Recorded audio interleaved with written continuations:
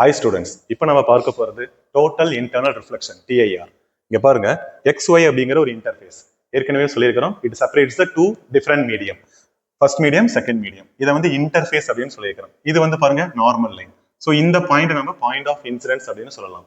நமக்கு total internal reflection அப்படிங்கிற topic தான் பார்க்க போறோம். டோட்டல் இன்டர்னல் ரிஃப்ளெக்ஷன் பாருங்க.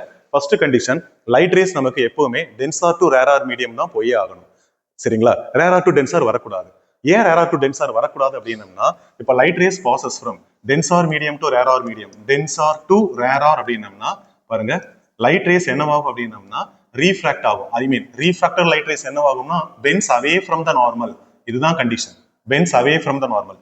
இதுவே rarer to denser light rays நமக்கு வருதுன்னு வைங்களேன், லைட் ரேஸ் பாருங்க ரேரார்ல இருந்து டென்சாருக்கு வரும்போது Benz towards the normal.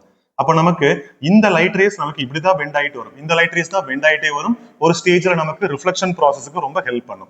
So அப்போ first condition, light rays should pass from denser medium to rarer medium. Right, first case. இப்ப பாருங்க, நான் ஃபர்ஸ்ட் ஒரு லைட் ரேஸை நார்மல் வழியா அனுப்புறேன். இந்த இடத்துல பெனிட்ரேஷன் மட்டும் தான் நடக்குமோ தவிர ரீஃப்ராக்ஷன் நடக்காது. பெனிட்ரேஷன் நடக்கும் பொழுது நமக்கு ஃப்ரீக்வன்சி மாறாது, வேவ் லென்த்தும் ஸ்பீடு மட்டும் தான் மாறும். இங்க ரீஃப்ராக்ஷனும் நடக்காது இந்த கண்டிஷன்ல.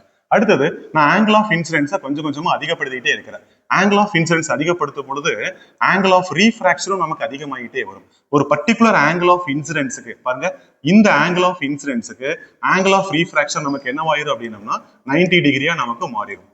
எந்த ஆங்கிள் ஆஃப் இன்சிடென்ஸுக்கு ஆங்கிள் ஆஃப் ரீஃப்ராக்ஷன் 90 டிகிரியா மாறுதோ அந்த ஆங்கிள் ஆஃப் இன்சிடென்ஸை கிரிட்டிக்கல் ஆங்கிள் அப்படின்னு நம்ம சொல்லுவோம். இப்போ அடுத்ததா இதை விட கொஞ்சம் அதிகமா நான் ஆங்கிள் இருக்கக்கூடிய ஒரு லைட் ரேஸை இங்க அப்ளை பண்ண போறேன். இப்போ ஆங்கிள் ஆஃப் இன்சிடென்ஸ் எப்படி இருக்குதுன்னா கிரேட்டர் தேன் கிரிட்டிக்கல் ஆங்கிளா இருக்குது.